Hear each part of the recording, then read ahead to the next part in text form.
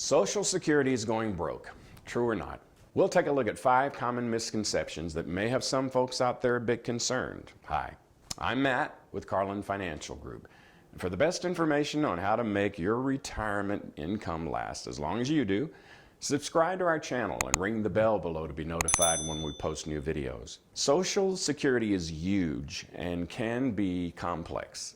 It pays out nearly $93 billion a month to some 65 million retirees, people with disabilities, and their family members. It is a critical part to older Americans' financial health, with 4 out of 5 polled by Social Security in 2020 expecting to rely on it during their retirement years. Well, the bottom line is it's important.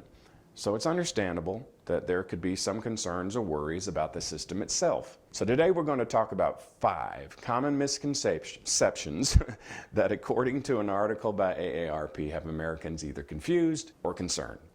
First, Social Security is going broke. Social Security will not run out of money. It's a pay-as-you-go system, but it does face funding challenges. The system is starting to pay out more than it takes in simply because the retiree population is growing faster than the working population and living longer. So by the end of 2019, Social Security had built a surplus of $2.9 trillion. And if nothing changes, the surplus is projected to run out in 2035. Even then, though, Social Security won't be broke. It will still collect tax revenue and still pay out benefits, but would only have enough to pay out about 79% of benefits, according to the latest estimates. To avoid that, Congress will need to take action, so hopefully they will. I guess we'll see. The second misconception, the retirement age is 65. Full retirement age, or FRA, is the point in time when a participant can collect 100% of the benefit calculated from their lifetime earnings history.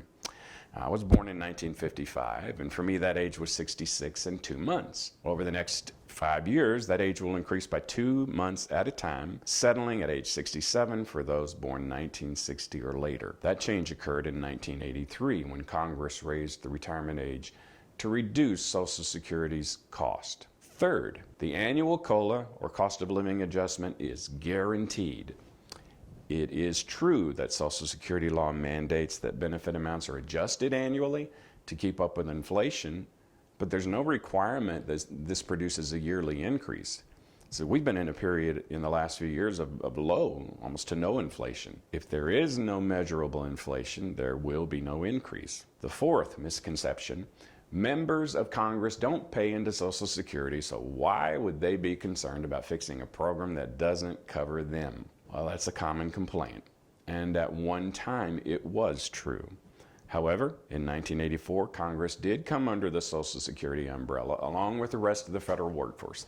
This also was a part of the big changes that took place in the previous year. And when we started, I said we'd talk about 5 concerns that people out there have about Social Security. But we try to cover as much information as we can and give out as much value as we can to all of you out there. So before I do cover number 5, I want to invite you to watch an upcoming video that will address 5 more reasons people have their concerns about our Social Security system. We'll post that video within the next couple of weeks, so be on the lookout for it. If you've got other concerns you'd like us to address, leave us a comment below and we'll do our best to do just that.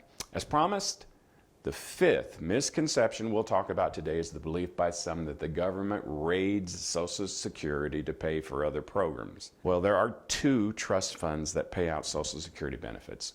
One for retirees and their survivors, and one for people with disabilities. They have never been part of the federal government's general fund.